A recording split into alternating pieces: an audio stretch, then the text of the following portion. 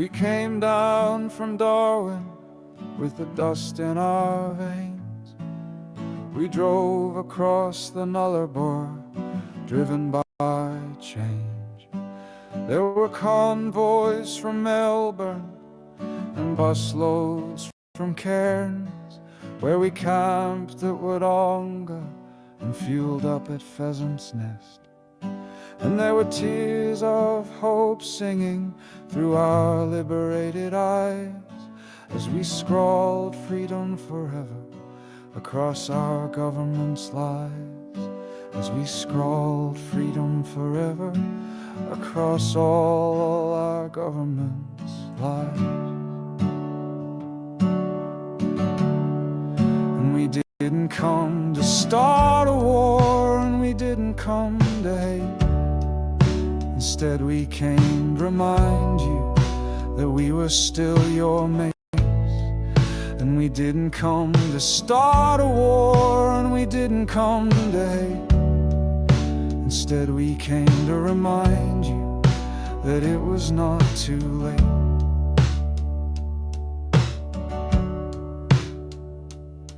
But our country had gone crazy, corrupted by fear. And before us the long path was already flooded with tears. Yet in epic we were dancing, for we knew what we'd done. Together we'd made the birth of all our freedoms.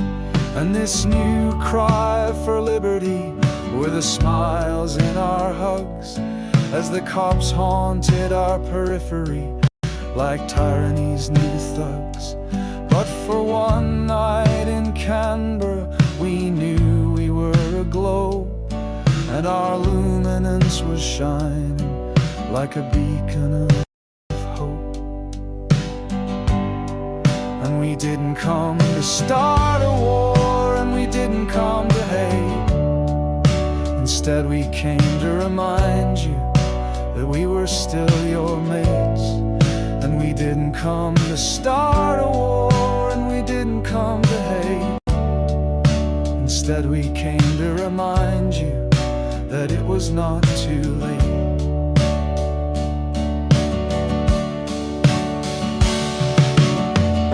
So never forget how, by just being authentic, we drew a deep line in their cold sand, from a showground called epic. So never forget how, by leading the way, we wrote a fresh song of freedom that you can still sing today.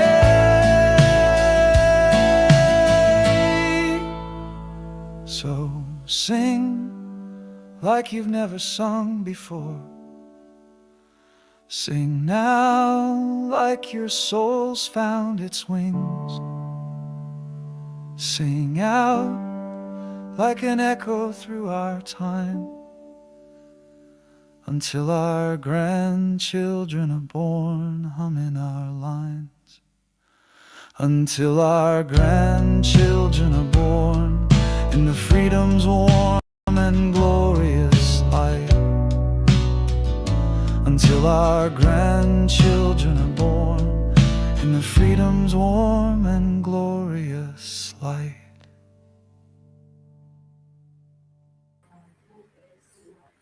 Okay, I'm in Bridgetown. I'm going to bring on Richard now.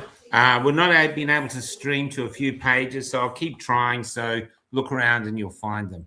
That was a bit heavy, that last interview, but she's a very tough mother, very tough mother. And here is my favorite contrarian. And good evening, mate. they must know you're coming, Richard, because I've been banned from all my pages. Yeah, see, that's it. Yeah, they knew I was coming on, so you can't get on anything. Before we get into the shit show, how have you yourself been? Yeah, I've been all right, mate. You know, I mean, surviving in these difficult times, trying to, you know, comprehend the world around me, which is heading in. Has your home been invaded or firebombed? No, luckily I won't You say where. missing any limbs that have maybe been sort of I don't think in involuntary, my neighbourhood we've had any involuntary taken off by a no, nothing machete? like that, mate. No, we have. I don't think this area has been vulnerable to that as yet. It's sort of quite a white area, which is good. But then, of course, that's ones they target. I mean, they target Brighton all the time, which is a very white suburb. I think they look for people who park really fancy cars. I drive a piece of shit, mate. So I think the African gang feel sorry for me, mate. I mean, they might steal a car and bring it to you. I quite like Audis. When I run the Health High Club, I owned a brand new Audi which I just bought, and I kept that for about 10 years. It was just expensive to updating it, but I don't know. It's not something. Sure, I would love a flash car. If someone wants to give me one out there, go ahead. But to tell you the truth, though, in Melbourne, that's a really good strategy to have. Having a shit car.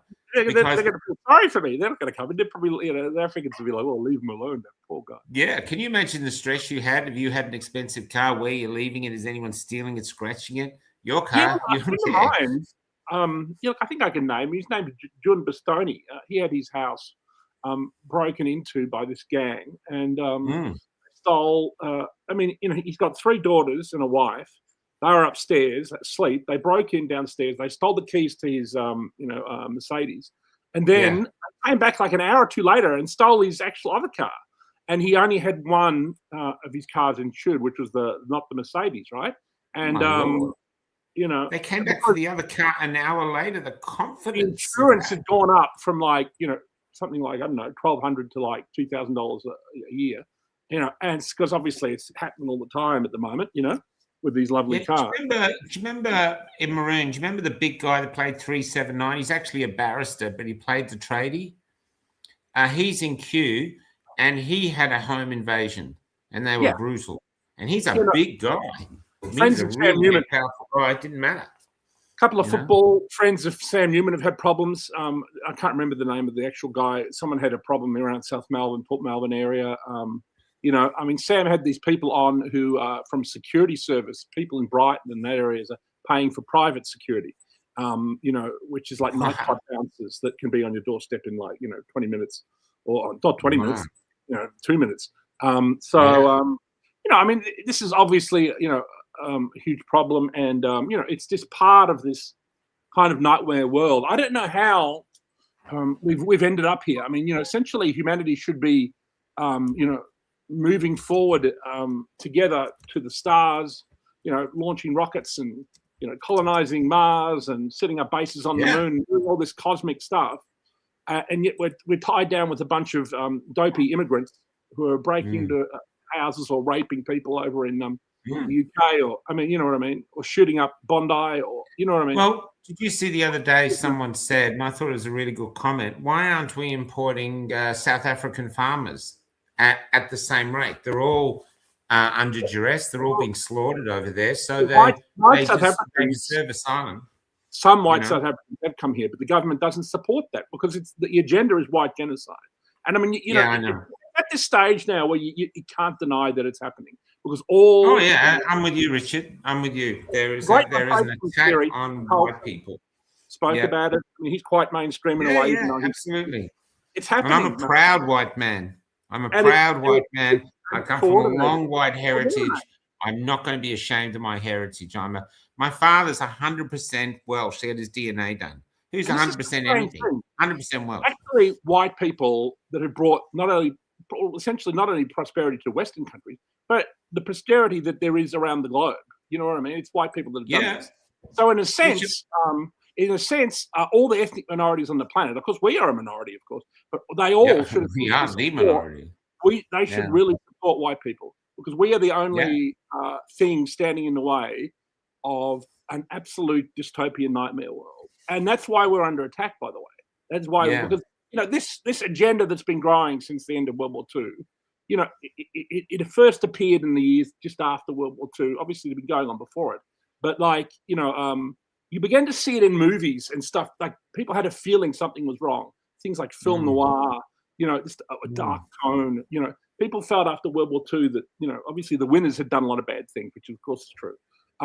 But there was just a mood, a general mood, a feeling of unease. And then you had all these science fiction films that were like Them and It. Can I just ask you, Richard, though? Can I just ask you a question as a political historian? Is there a war where only nice things happened? No, I mean, wars are very, very bad. And I mean, obviously, that's why what's been going on in Gaza, what's going on in Ukraine, what's going on in Iran is fucking terrible. There is a certain group of people or whatever who are up to no good on the planet. You can call them what you like, but, that group definitely exists, and they have a coordinated Machiavellian Luciferian plan, which is, very close, to completion. And it seems like the only people standing in the way are essentially white Europeans, which is why we are. Because their agenda would reach a point where the white Europeans would go, no, no, no. And we have a long history of going, no, no, no, to evil shit, right? Right back to Julius Caesar, right back to fucking, Athens. Essentially white people have ruled the world for 2,500 years, essentially. Now, you can look at it as like we had a good run, right? And maybe it's over now, but I honestly think for all ethnic minorities and all people living in other countries, maintaining our hegemony is great for everybody. And that we can lift the standard of living of everybody on the planet, including ethnic minorities, but in their own countries. And we can encourage the people who've come here for economic hardship to return and rebuild their country, which is, of course, what we all should be doing. I don't hate people from other countries. I like most people, from different countries. I just don't want them living here. And the same as if we were somehow to send, vast colonizing white armies to China or whatever. Not that we even have that, we don't even have the people to do that.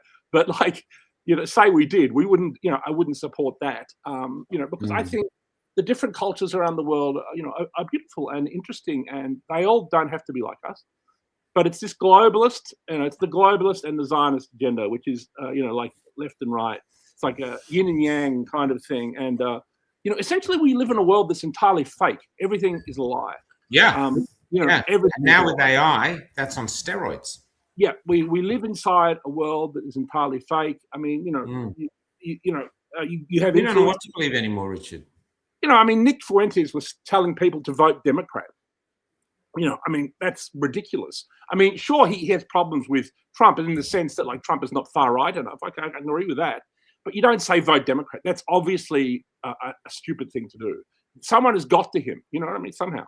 And, who else did this? Richard Spencer, who was the leader of the alt-right. So I don't know how they compromise these people. I imagine they do. Wouldn't be hard to do. And they flip them and whatever. People say he's a Fed. I have no idea. But, it's just, you can just tell, though, when people begin to talk, obvious stupidity. Like, why would a guy like Nick Fuentes prefer the Democrats over Trump, who may not be perfect, but still has done a lot of good things, you know what I mean? That people on the right can appreciate. And he's very. The thing is, can we just talk about Trump for a sec? Right? People say, the Iran war is fucked up there, and history will be the one to judge. But the thing is, Trump does stuff, and if you do stuff, not everything you do is going to be gold. He's an entrepreneur. Look, I think entrepreneurs have a failure rate. I think I saw one guy said, if I do 7 things, 1 fails terribly, and then it works up, and one is a huge success. That's what an entrepreneur does, and that's what Trump is. So when they say, he's gone bankrupt all many times, because he's an entrepreneur, and that's he's come back. And sometimes giving your enemy exactly what they want exposes, what you call their darker side. You know what I mean? Because, suddenly they the hubris, the hubris of Israel at the moment, has the whole planet essentially disliking the place. You know what I mean? On the left and right or whatever, obviously there's still a core group of supporters who like the place for whatever reason. I wouldn't even begrudge Jewish people who do like the state of Israel, because from that perspective, I understand it, right? Because it is a homeland for the Jewish people, right? From that nationalist perspective, I can understand it. But I think, it's just it's right. It's like right in the center of all this, and there's a big scandal coming out today. He was to placate the Zionists, but not go along with the globalists. So in other words, the agenda that controls the world. He was happy to, because essentially, in some senses, Israel is relatively unimportant because it's a tiny little speck on the map in the corner of the Mediterranean. Yeah, well, so was England once. The Muslims don't, of course, the Muslims don't feel that way. It's expanding, obviously, into Lebanon at the moment. I think the plan is to expand a lot further than that. But it's more complicated than that, Richard. I found some videos the other day for the quiz show. I started it, and these were Jews and Arabs in Dubai and Saudi Arabia, and they're all dancing together. They're all partying together, getting on, and no one wants to talk about it.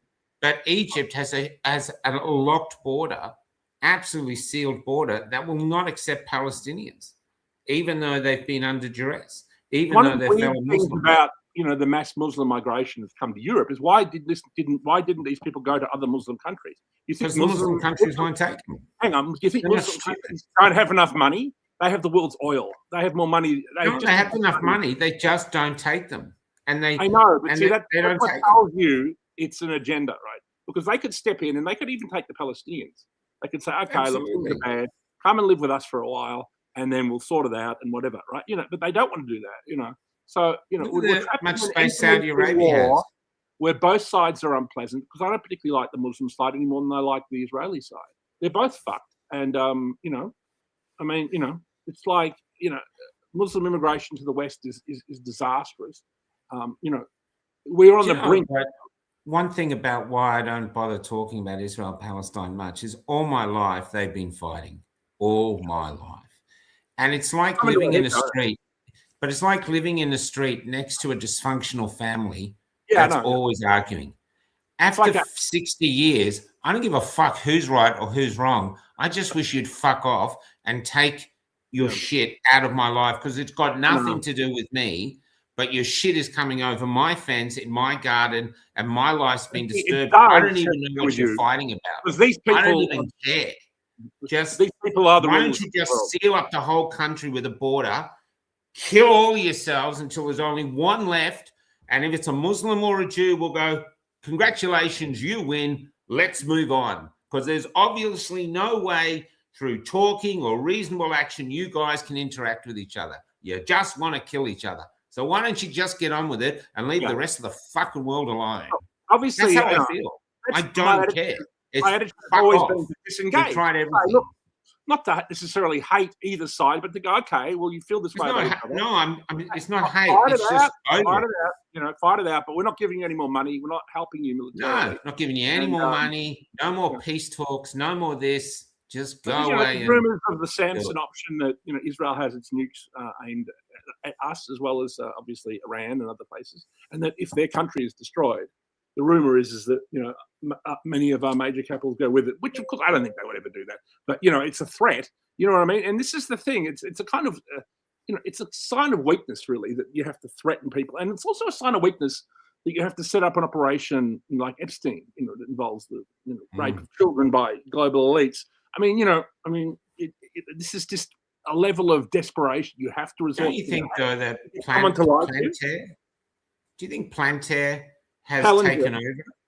Plantair has taken over because now they don't need Epstein Island. I actually wonder if they don't need them, like dead wood, so they've thrown them to the masses without any one being arrested, just to sort of go, have them fighting over it, while they're establishing something that's even more dangerous than Epstein's Island, where they can basically have shit in any of it.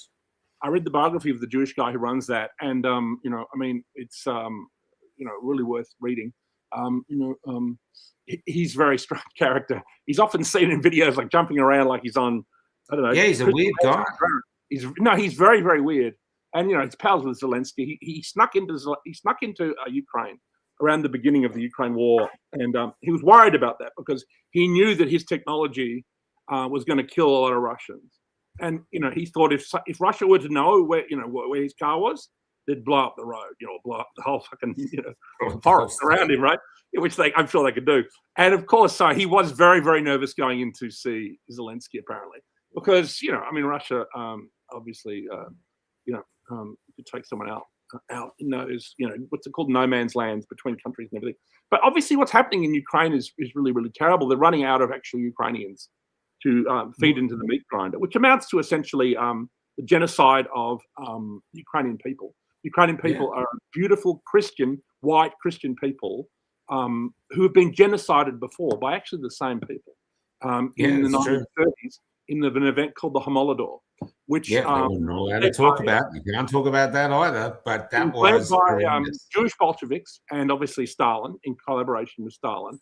And they starved and murdered approximately 10 million. And you've never seen one film. Right. Never seen one film. One film. No, there's one film now. There's no Holodomor deniers. You know what I mean? You know. There's one film though. There's one film that came out about 5 years ago. There's actually two. But like, you know, I mean, how many do we have about a certain other historical event that happened in World War II? We have like 1,000, 2,000. But 10 million. Anyway, let's talk about Pauline Hanson, because I don't want to just sit here hating upon Jews. I know you want to do that, but I can't be fucked. So how about we talk about the rise of Pauline Hanson and also about the word populist? What is so rad about the word populist? Populist, you know, the populist right, which is what we're seeing a global. I mean, you know, it's essentially to some extent the last chance we have to save our countries, and that's why I think people at some kind of instinctual level realize that. And I think, you know, what we saw on the weekend is a huge seismic shift, because this was the seat of the, you know, former leader of the Liberal Party, which is just gone in a landslide to One Nation, which means they can essentially take any Liberal seat, and I imagine they can take some Labor ones too, because all the people. I think they can take Labor ones. I don't think Labor is all the people on the work sites, you know, what are the tradies or whatever? I mean, they all love Pauline Hanson. You know, the working class people love Pauline Hanson. They're trying to make out because Gina Reinhardt gave her a plane. That you know, people from other countries love Pauline Hanson. I interviewed a professor the other day, an Indian professor. He's Australian born, Australian, Ramesh Thakur. You know, one of the great intellectuals of in Australia, and he loves Pauline Hanson. And he said the same. What's wrong with the word populist? I think the populist right, you know, to some people on the right, it's not far enough. You know what I mean? Like some people complain that Trump doesn't go far enough, and some people complain that Pauline Hanson doesn't go far enough. No, but it's a necessary stepping stone. You have to get to the populist right before you go any further to the right? You know what I mean? So, you know, essentially the populist right has to win in Australia. You know, it's won in America. It's probably going to win in Britain with Nigel Farage.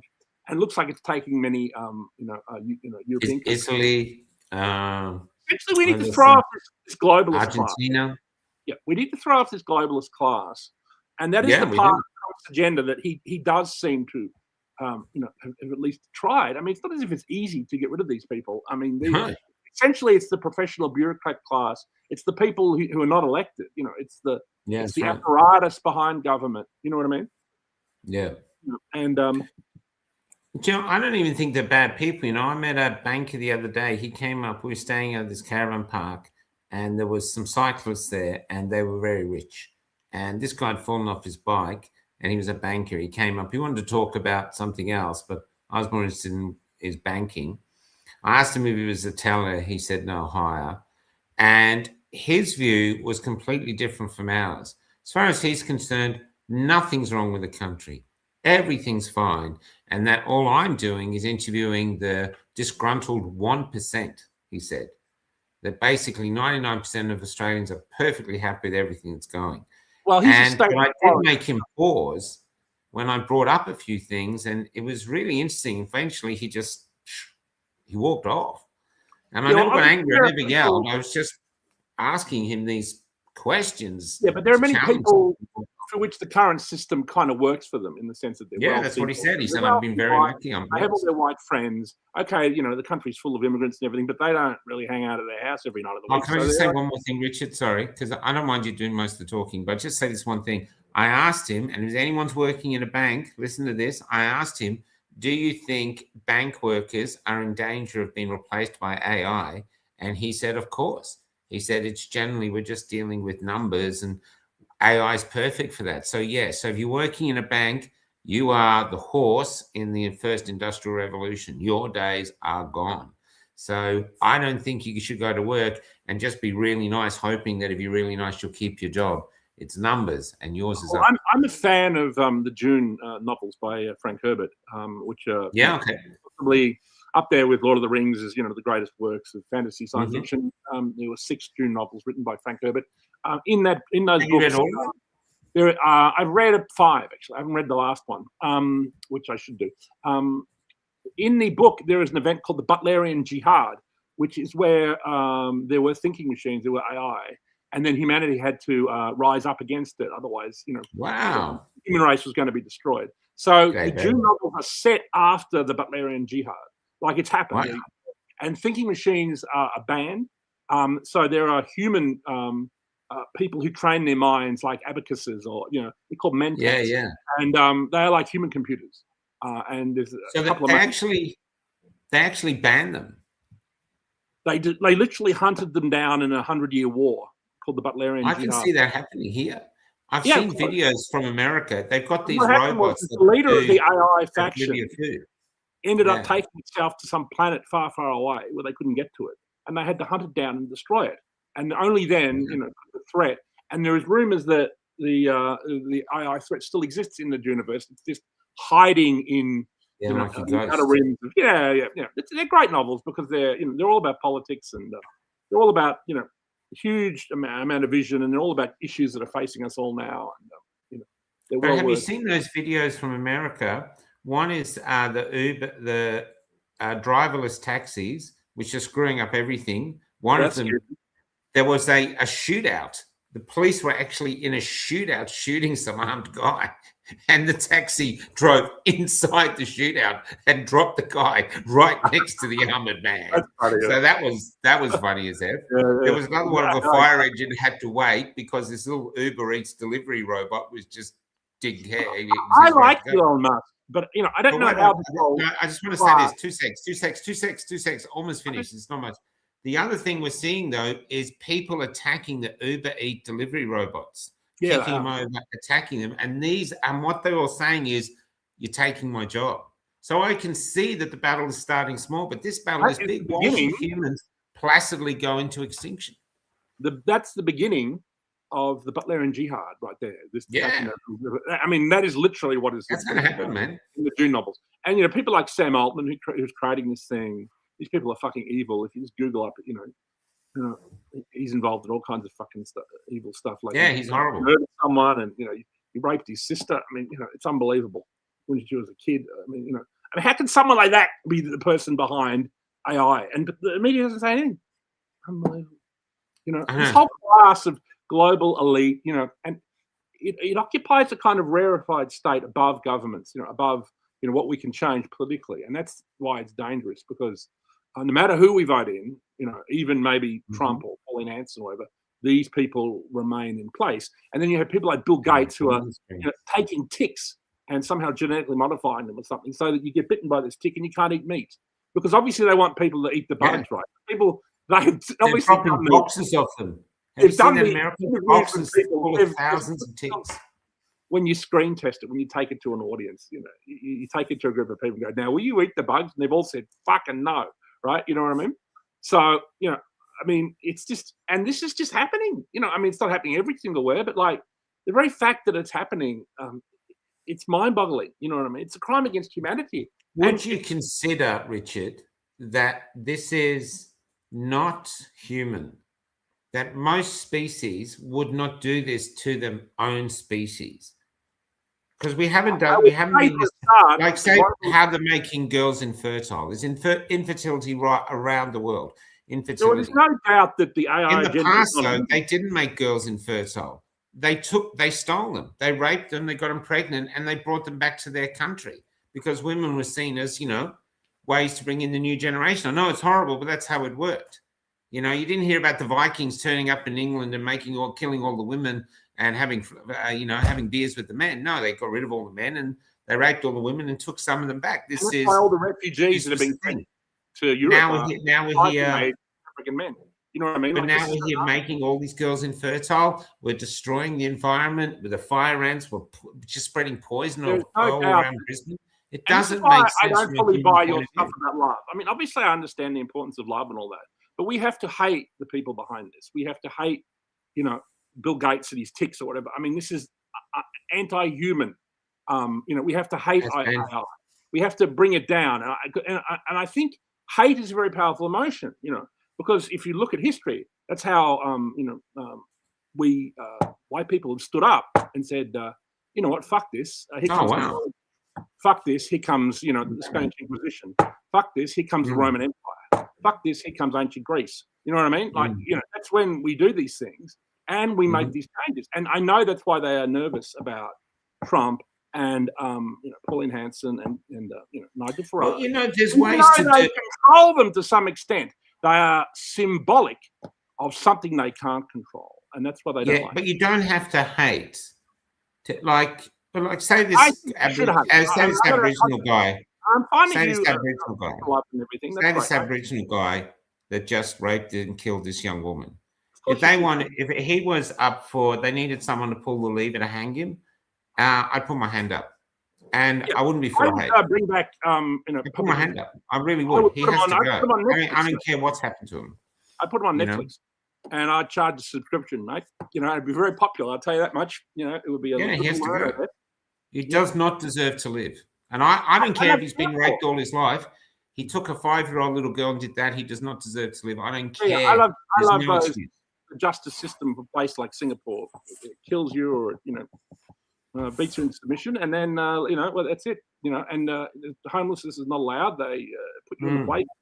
They say you got to get your act together, or you just stay here locked up. So there it is. That's the tough love. This is why we've become weak, and I'm sick of I agree with that narrative of weakness that is pushed upon us, and all this crap about love and empathy. Fuck that, mate. We need hate. Oops. No, that looks like the spirits are disagreeing. I get a bit carried away with hate, mate. The darkness is consuming you. Sure, I mean, I think you misinterpret love. You don't have to be weak and in love. I mean, people sacrifice themselves for their mates in war, not out of hate, but love. Love, you know what I mean? When you love somebody, you say that they are special above all else. Like you put them on a pedestal. In a sense, love is, like a kind of fascism where you says, no, we love this, and we don't love all this other stuff. And I think, so there's a dark side to love as well, and of course there's a dark side to hate, but there is a positive side where people are motivated to, actually fight back and to get off their ass and to, do things like that. So, and I mean, there's all these words. That's what I'm saying. You can fight. And it's like the word racism. Doesn't mean you have to be full of hate. Of course. And the word racism, like there are senses in which one could be technically racist and be a positive thing in the sense, like, for example, you have ethnic minorities who are proud of their ethnic identity, say they're Chinese or whatever. And if their attitude is no, we just really like Chinese people and we want to support Chinese agendas. Chinese people can say that. Jewish people can say that. Africans can say that. The only people that are not allowed to say that is us. Yeah. And that is the key. That's how something's going on that's coming after us. And it's not because we are that bad. It's because actually we are the good. You know what I mean? We are civilization. Yeah, that's right, bro. It is. There's $100 million in the budget for online hate speech, which they burned down. Remember that? That bullshit. Morrissey did a song on his new album where remember when they announced that that was not terrorism and it was still burning. How could they possibly know? You know what I mean? They had to say that because if they came out and said it was terrorism while it was on fire, you would have had pogroms. You would have had the French people. Haven't said that about Bondi yet. Weapons. They haven't admitted the French Revolution from the resistance and taken to the fucking hills. Okay, that's why. But it was definitely a deliberate burning down. I don't know exactly who did it. It could be Muslims. It could be the other group. But it's Morrissey sings a song. It's great. I gave David the copy of the new album, and he really loved it. And I recommend that new Morrissey album because he's been cancelled and everything. But that's right. I tried to reach out to him for an interview. Well, there you go. Bondi. The government hasn't come out. The police commissioner has said. There's no evidence that it was religious, and they haven't once mentioned Islam terrorism or anything. They just ignored obviously it was Islamic terrorism. I mean, they were only targeting and it's got to do with Palestine. It was kind of directly related to the politics of with the whole Gaza conflict. I Yeah, mean, I can see that. one thing that was interesting about the shooters is that they were just targeting this group. They were not turning around and firing into the Aussies. No, who he's were waving them off, like, go away. the people that were filming it. He was not targeting Australians walking around in sandals. You know what I mean? Yeah. They were targeting the Zionist group on the beach. You know what I mean? Yeah. And that's obviously still unforgivable. But it's deeply political, and obviously they want to cover it up, and they want to blame the far right when the far right has actually just been warning, due to mass immigration, that we are inviting people who hate our countries into our countries. And then that happens, which actually proves the far right is right. And then Alba goes, oh, the far right is the problem. No, we're the people that said it would happen. Not only will it happen, it will keep happening. Okay?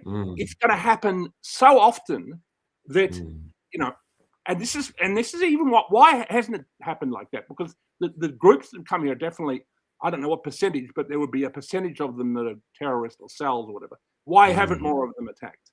It would be because the globalist cabal, whatever you want to call it, is nervous that at this stage they haven't fully defeated us.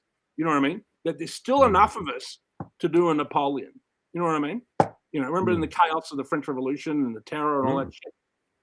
A general rose up, and kind of Trump has a kind of Napoleon. Do you think that's why they're bringing the hate speech laws in? Because they're trying to stop the rise of the populist. They have to try and shut this down now. And I mean, if you've heard about Spencer Pratt, you should pull up his video as Batman. Just put Spencer Pratt Batman, and we should play that. Spencer Pratt is a guy who was from reality TV 20 years ago. He's a bit right-leaning or whatever. He lives in LA. His house was burned down during the LA fires, and he's running for mayor against that hideous black woman. What's her name? Bass. Oh, with funny eyes. Yeah. And who when it was burning, she drained the reservoirs like a month before. Yeah, that's right. It's just all planned. Okay, There's no water in the hydrants. No, but the level of kind of the accelerated level of Luciferian evil is just tumbling down upon us, and most people have no idea it's even happening. You know what I mean? No. They don't want to know. If you look into it, it's They're all switched there. off. It's all there. It's all there for you to find out, and it's just obvious what's going on at this stage.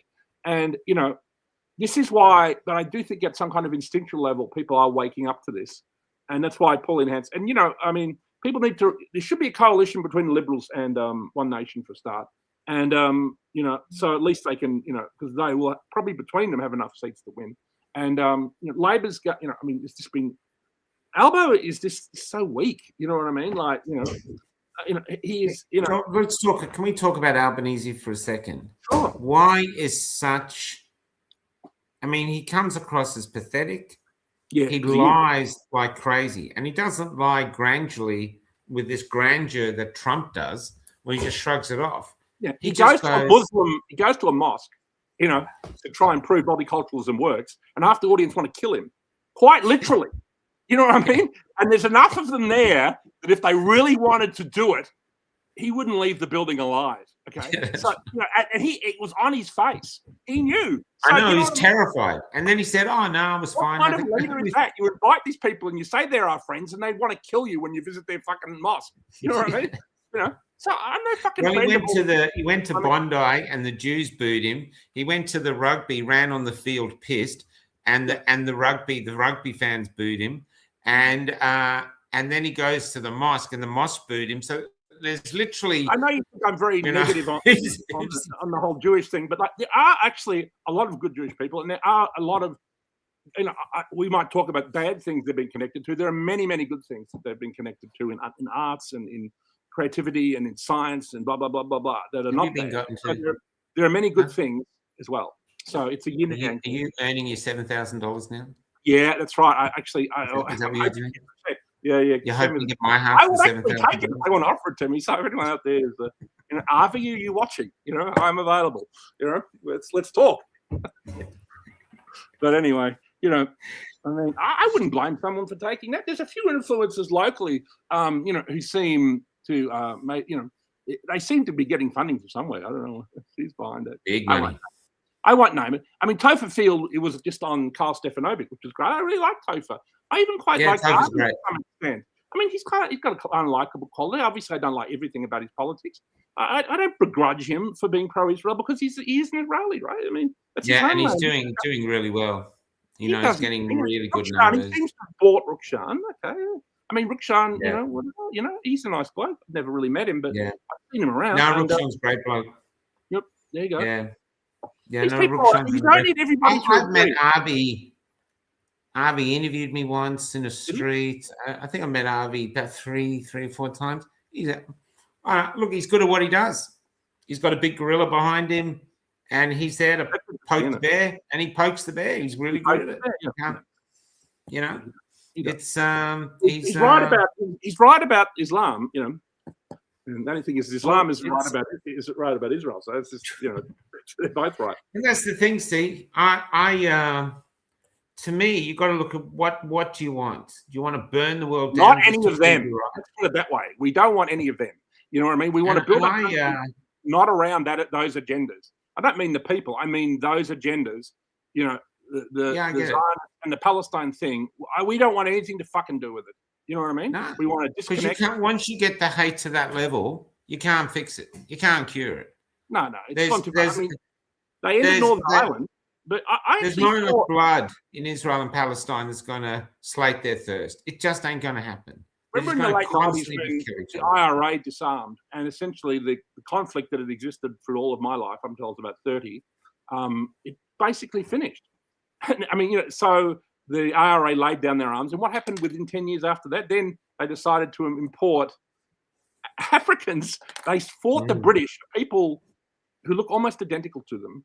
The only thing about the British that's different is that the British are a bit better organised and a bit better at building roads. You know what I mean?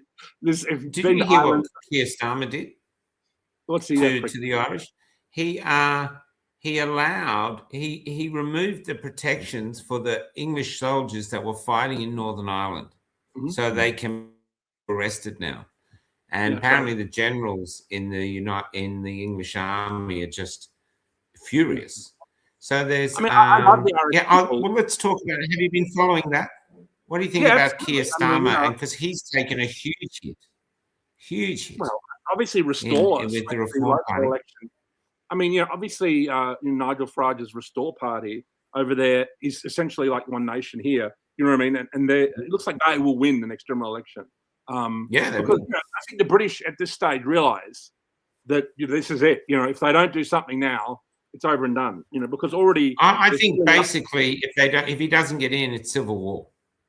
Yeah, and England's had civil wars before. Restore. Now that's further to the right. Read by I can't remember the guy's name. Rupert somebody.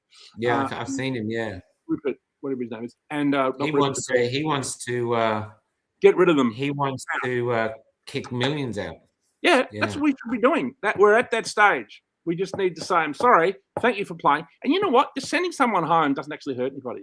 This is the great scandal. It's not like the Nazis or whatever. People always say, oh, it's a Nazi. No, you just put them on a plane. I tell you what, we'll throw in free Netflix on the way home. Give them chuck in a Jetstar meal on the house. Bye. You know, because they'll save us a lot of money, and then we'll be much better. You know what I mean? And then we can help them rebuild their countries over where the hell they Forget about Albo. What do you think of the immigration minister? Is it Tony Burke who's bringing in the ISIS brides? Unbelievable. Arrested Robert Smith, and they let in the ISIS brides. Most of them came in without an arrest. They arrested. They did a couple of a bit of a show trial for a couple. I'll give them a smack on the bum and send them on their way.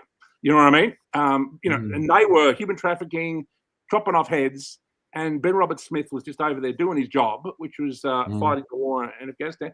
Regardless of it wasn't a particularly justified war, and we shouldn't have been there in the first place. But we were there, and he was just taking care of business, right?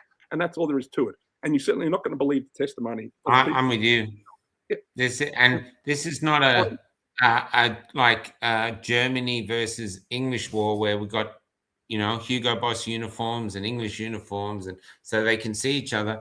The Afghans look like everybody else.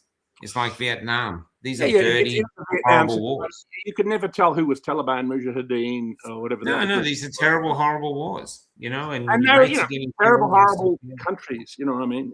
Terrible, horrible wars with terrible, horrible. Afghanistan is actually beautiful. Do you know I met a guy? Islam abuses women. Of course it does. You know what I mean? In countries like Afghanistan, it's incredibly obscene. It's like worse actually than The Handmaid's Tale. Like they don't whip them. It never used to be. In the 70s and the 80s, Sure, It sure. was But there's very a reason liberal. for that. This Luciferian cabal, whatever, is just creating.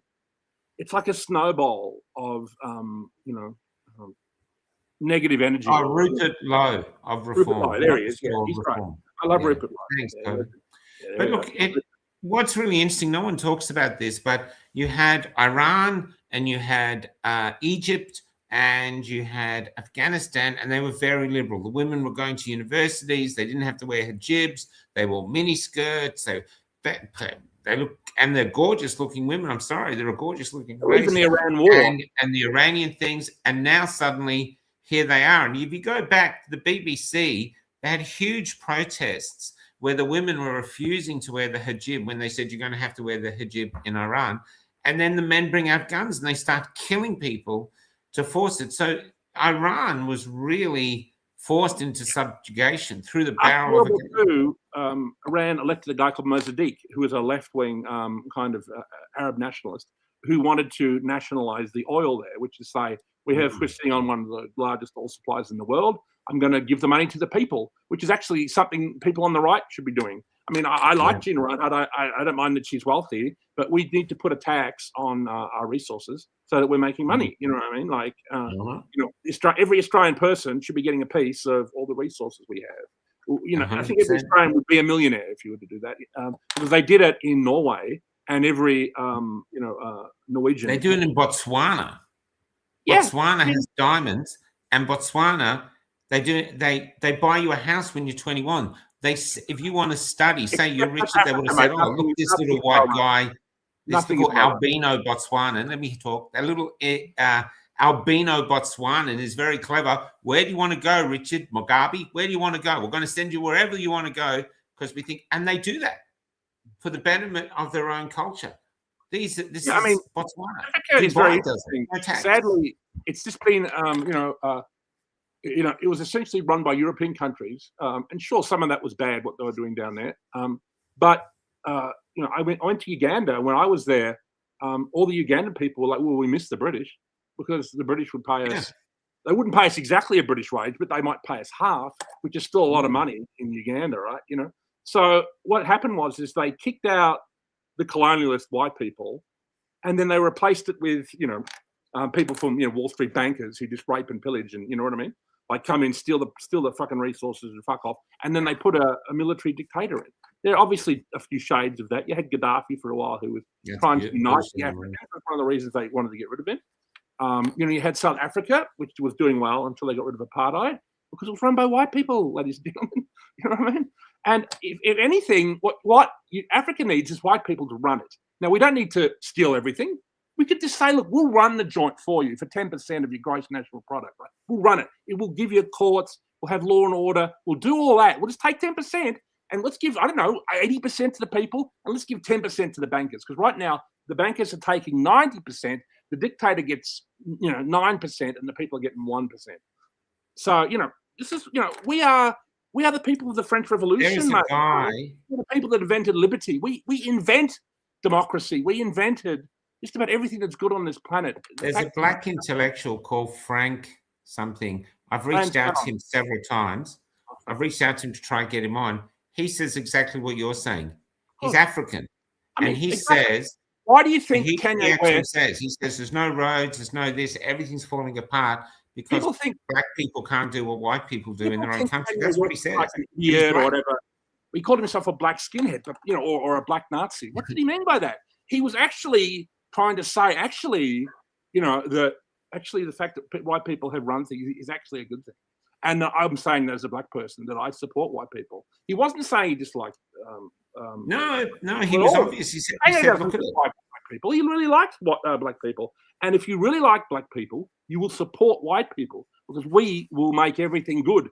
And at the moment, certain groups, China is part of it, but I think China is sort of, China is in a sense, the one thing that's good about it is it has a kind of conservative kind of quality, and it will not jump on, what could be the sinking ship of, this Luciferian, avalanche that we're being, which I think will sink, with the help of God and with a few, healthy, people out there who stand up and, we have love in our hearts, but perhaps a little hate for the people who are doing this for us. You know what I mean? So that we can grab Bill Gates and say, look, we'll put these gnats, whatever, up your ass, maybe a whole canister, and let's see how we go when they erupt. You know what I mean? So I'm not suggesting you do that, but like it's just a joke or being hyperbolic.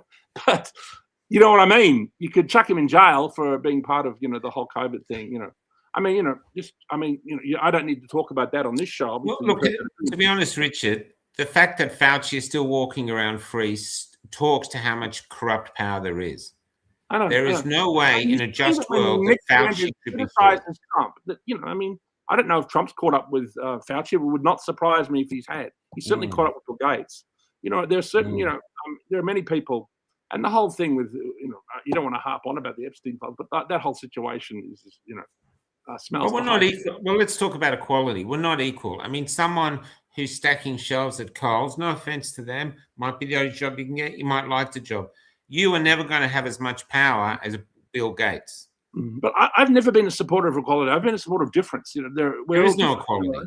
There is no equality. Equality is a myth. There is no equality. Usain Bolt.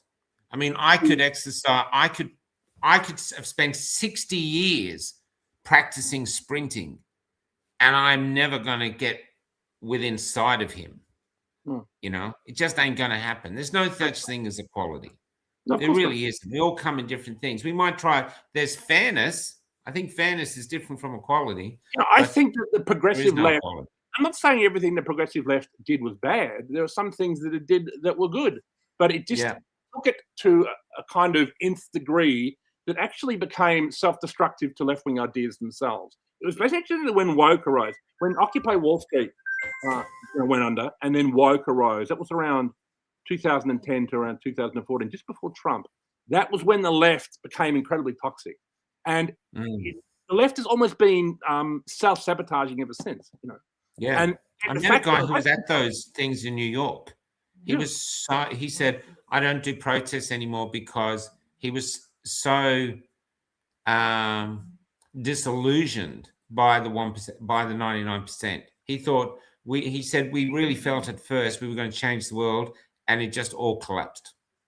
We achieved nothing, No, I know. And I think it was at that level, kind of they had to do a thing called the People's Might, which is where they go, "We stand out." Then everyone in the audience goes, "We stand out." It's this freaking stupid, like play school, right? I saw that on television, and I thought the people of Wall Street are having a laugh. They're sitting up in their fucking Goldman Sachs tower, going, "Let's make them like repeat themselves like they're like 5 years old," as a humiliation ritual, which they did. And then they said, it's kind of not legal that you're here. And then eventually it just crumbled. And then after that, left-wing people just went crazy. And also they stopped talking about the working class. They stopped saying, we want higher wages for, local Aussies, for, people who work hard here. They never speak about that kind of class struggle. They never talk about all this kind of issues anymore. And all they talk about is, climate change, the blue hair thing, the transgender thing. And, all these agendas, actually not really traditionally part of, left-wing thinking. First of all, the green agenda is incredibly anti-working class because it's poor people and the middle class that are bearing the brunt of it. Rich people, the price of energy can go up to or whatever. They don't care.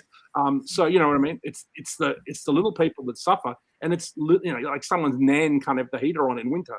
Because, and we have to, when we go to McDonald's or a shop, we have to have a plastic straw or a paper bag while the Middle East is literally on fire, billowing smoke out. We're sitting there because, Penny Wong was like, it's a very Wong that you have a fucking whatever. I mean, not saying it's her, but whoever it was that came up with that. It's fucking stupid. You know what I mean? This is just, we're just living in a completely fake world. Well, that happened with metal straws. Remember, they brought out metal straws, but they got rid of them because it might as well have been pushed by John Wick because you could kill people with them. Yeah, that's right. That was worse. They left the hands of a few immigrants. You killed them with a metal straw. 3 men with a metal straw. A few people fresh off the boat from Africa, you could use them as a weapon, mate. So, they thought that maybe that's not a good idea. So Donald Trump brought back plastic straws, and I don't care what Nick Fuentes says. Donald Trump has done many good things, and that's one of them. You just say it's stupid. Bring back plastic straws. That's I all don't the have an issue with That's what Trump. I think Pauline he's Hanson quite would do. entertaining. I'll tell you, it wouldn't be the first thing she did, but she would say, you know what, we're having plastic straws again, gang, because it's just nonsense that the Middle East is on fire. If climate change was real, what's going on in the fucking Middle East is a problem, isn't it? You know what I mean? Like every oil fucking refinery is on fire. You know what I mean? I mean, the whole Iran situation. I don't know. I mean, my whole attitude with Iran, if Trump could somehow get in and out quickly, it could technically be a kind of success, even though it was. You can't. It's the country No. surrounded by mountains. It's a trap. 90 million people. You can't do it. You cannot do it. I think that's what Ramesh said. Iran is a far more serious country than Iraq. Also, what he said, which was really interesting, was Iraq better under Saddam Hussein? Absolutely. I miss Saddam Hussein and I miss Gaddafi. Absolutely, I miss those two. Gaddafi said democracy doesn't work. Very sad when Saddam Hussein died, because I know he was a bit left-wing on some things, but he was essentially a right-wing nationalist. He was interested in make Iraq great again and all that kind of stuff. That's right. And of course, okay, he might have been a bit of a bad boy and got people off. When there are problems with people, enemies, maybe he took a few to the torture dungeon or whatever. Maybe that was obviously tap on the wrist or whatever. But I liked him, and I like Gaddafi as well. They weren't perfect, of course, but maybe their cultures work better under thing. You talk to the Afghanis. The Afghanis work better with cultures work best under dictatorships. They do, and I don't begrudge them living that way. I don't have a problem with Islam in Islamic countries. That's great. If I was there, I'd be very respectful, and I would be interested in the culture, and I would be interested in the ideas. Because as a friend of mine said, Muslims, may not be perfect, but they have good ideas about women and Jews. There's a cheeky one for you. You had to get that in. I had to get that in, mate. Because you got to be cheeky, and this is the thing. I think you need to be cheeky. You need to take the shibboleths. Absolutely. You need to look at that. Have you seen the new thing about the whole Helen of Troy? Started when you seen the new Troy film? You couldn't take a breath. Take a breath. Have you seen the new Troy film? How could I? Helen is played by a young black woman, and Achilles is played by that woman who transformed into a man. Paige, whatever her name is, yeah. And she's a skinny, Wayne was talking about the What the Fuck last night. She's a skinny little runt. A skinny little runt with, she's got the scars on her here from where she removed her breast, the poor thing. She's covered in all these transgender scars. But she's a tiny little wimp. She's playing Achilles. But see, what intelligent Achilles, people... the undefeatable Achilles. Unintelligent people will think, these people will only be essentially set in flashback because the Odyssey... But let me ask you just about that, though. Just stop for a sec. Just use your intellect to think. Just use your intellect for a sec. Yep. Why would they do that to the Troy thing? They know it's going to be a huge flop. Mandated. So why would they waste that much money? Why did they destroy Jaguar? I'll tell you if you want to hear. Obviously, Christopher Nolan wants to get the film nominated for Academy Awards, and there is a man. It's not a Christopher Nolan film. Yes, it is. You're kidding me. No, I thought Christopher Nolan was doing the other one. He's doing the Odyssey. He's doing the one with Matt Damon. Yes. It's about to come out in about a month. So Christopher Nolan is doing Troy. It's called the Odyssey. It's the famous work. No, it's a different Homer film. wrote two books. He wrote the Odyssey and the Iliad. The Iliad was about the Trojan War, and the Odyssey is set after the Trojan War about how So Nolan's doing both. No, but people have done this before. Made this film before many times over. It's one of the oldest. This isn't. I don't think. Can you look up the director of the new film Troy? I'll look it up. It's not called Troy. Troy. It's called, I don't think it's Nolan. Troy. Yeah, I play the trailer. Play the new trailer. I'm sure it would be allowed. I've been working like crazy. I can't be bothered to find it and download the bastard. I just want to know who's doing it. Who's the? Christopher Nolan. It is Christopher Nolan doing the new Troy, and you're kidding me. What did you say? Floating. Maybe it's another one. Maybe they're doing another one. No. I mean, who did do it? I'm a cineast, so I know this shit, right? Oh, the one that was done was by the Monty Python version guy. of it about 20 years ago. Brad Pitt played Achilles. So now apparently Yeah. Elliot Page playing Achilles, but because it's set after the war, there will only be like one or two scenes where it will be like a flashback to during the war. So what he's doing is he's putting Wolfgang Peterson did 2004. Yeah, Helen of Troy will only appear essentially in a flashback. Can't see She's not a main character of the Odyssey. She's a main character of the Iliad. Oh, okay. You might have to pass me that computer, Cal. I can't. It's just he's vanished. Hold on, Rich. What's that mean? Oh, I'm back. I'm back. There you are. I'm back. Yeah, we're having a few computer Starlink issues. Yeah. I didn't realize that. But I didn't realize that. I didn't realize there was all these different films. Yeah, well, obviously the last film he made was Oppenheimer. I mean, it was an interesting film. Obviously, it won the Academy Awards and everything. So obviously, he's a darling of the mainstream film industry. But they have a thing that if you're nominated for the Oscars, you have to have a black person in one of the main roles and a trans person. This and that. So he's doing this to make the film. The same in theater. He's doing this to make the film same theater in eligible for an Australia. Oscar, right? But the thing is he's giving them essentially bit parts. So he can say, yeah, Helen of Troy is black, but she's in it for like 3 minutes. You know what I mean? Like, so I see. It's tokenism, right? He's tokenism. So I quite like Christopher Nolan. I suspect he's probably a right winger because he's quite together. And if you watch The Dark Knight Rises, it's got a kind of right wing feel. Yeah, it's just me now. I've disappeared. So anyway, back to You there? So yes, there he is. Bees everywhere, mate. Are you there? Yeah, I'm here. How about you? Wow, man. Can I tell you something, Richard? Yeah, go ahead. Yeah. This happened to us the other night. We had a troll attack on Monday with the quiz show. Not only did they attack us en masse, but they were cloning audience members' Facebook pages instantly. So there was about 6 or 7 of our audience members who were totally cloned. And then they were setting up new Facebook pages with the word CUNT in it. And that was actually a page. Now, I'm not allowed to set up a page. If I change my page, if I put CUNT in the page, I'm not allowed to do that. I think you need to speak to John online. Someone sent something to Carl Stefanovic posing as you. It's a video that's gone to Carl Stefanovic from you. Oh, someone has sent Carl Stefanovic a video from me to Carl Stefanovic. Well, you should go on. I mean, he just interviewed Topher Field. I mean, obviously, Carl Stefanovic has decided to, go off reservation a bit and become like Tucker Carlson in Australia. Speak truth to power a bit. I mean, I hope. Apparently, he played it. He played he played it. That's great. I haven't said anyone anything. Yeah, he's doing his own podcast now, like Joe Rogan or whatever. He's wanted. Yeah. But I haven't sent him anything, so that ain't for me. Well, they'll get in contact with me if they want to talk to me.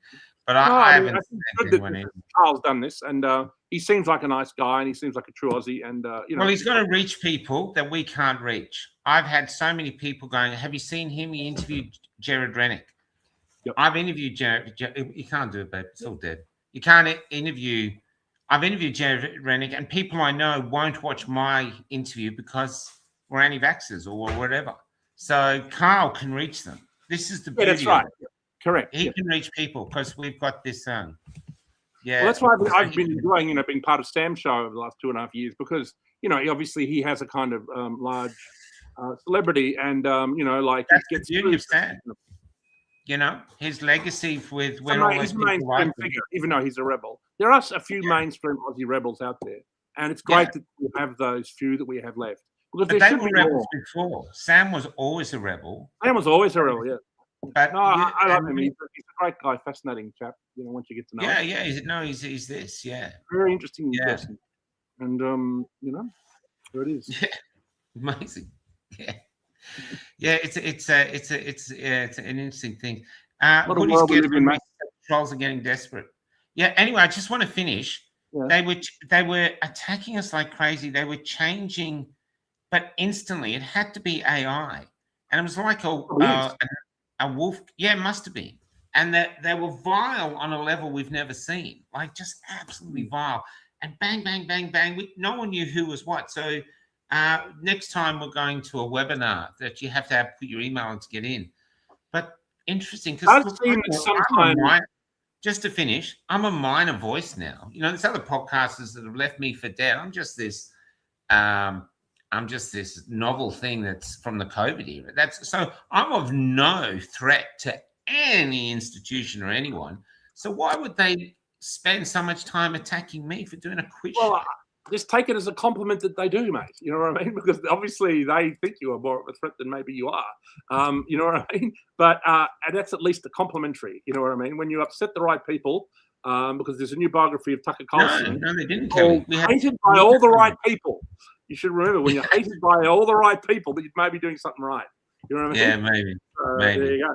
Yeah. Anyway, thanks for coming on and having your hate rant. I hope you got it all out of you. You can go down to I feel go down to Sam tomorrow, and Sam will go, you got anything? Be free. Full of love today. I've been on Griffith's show. He's filled me full of love. You want to kiss love? Sam?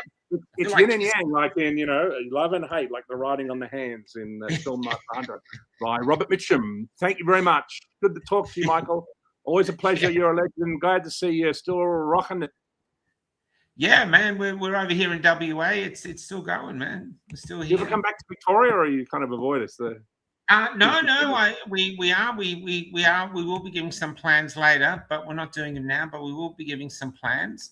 And but I'm just going to see what to go out with. I go out with tech. I'm going out with. How about the trailer to that fucking film? What's that? When you go out to the trailer to that film by Christopher Nolan. It's called The Odyssey. Because that would mean I'd have to get online, I'd have to download it, I'd have to put it in. I've been doing loads of interviews. AI fucking stuff. I cannot be bothered. So I'm going out with a song, and I shall catch you in the trench some other time, Mr. Wolstencroft. Peace, man. Peace. I like your new background. Is that a green screen? Yeah, it's that floating head in the darkness vibe. Someone who doesn't like black people, you've got a lot of black around you. I'm just saying. The dark side of the force, mate. Maybe it's just harder to find you in the dark. I don't know. Anyway, take care. I'm the light surrounded by the darkness. That's what it means. Yeah, that's true. That's true. You're the candle in the darkness. That's right. Yeah. Don't let I don't know what's going on. You. Sadly, I'm sadly being proven right. Not much like David Fuzzle. Well, it's true. It's true. Every time something new happens, you go, again, is it? And you go, yeah, it is. Anyway. Say hi to David if you see him. I will. Good on you, mate. Take care. Bye. This is Mary Magdalene. Let's go out with some smooching. Good night.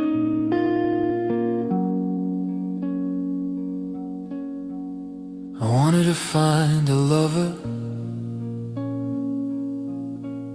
who made me forget the universe, or rather made the universe feel like it was starting within. I wanted to find a lover I could paint a picture with, and our paint would be each other, and our hues would be alive. But I've been offered love in poetry, psychoanalyzed to the bone. I've been broken and consecrated, I've been discarded in the thorns. I've been searching in all the wrong places, for I felt that that's where you'd be found.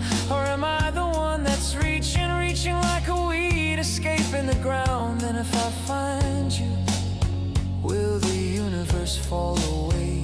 And when I ask you, are you the one for me, will you say, look at me, until you can see that I am who I am. I am Mary Magdalene.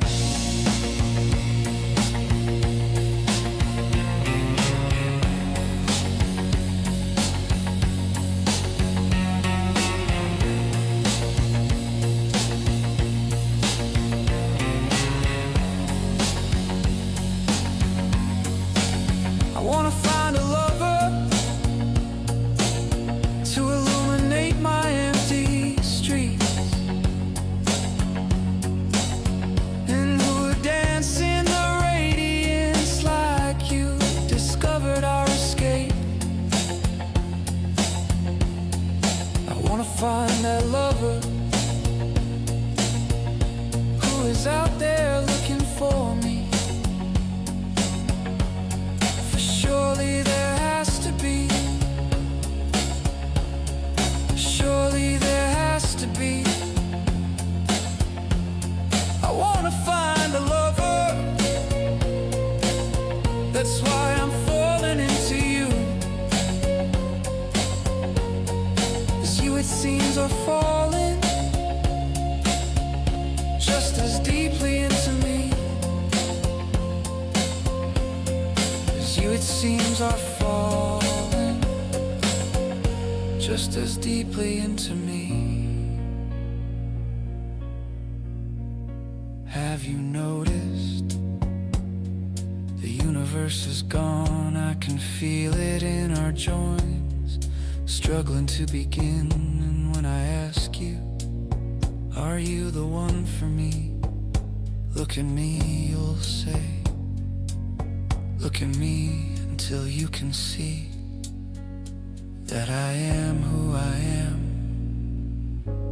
I am Mary Magdalene.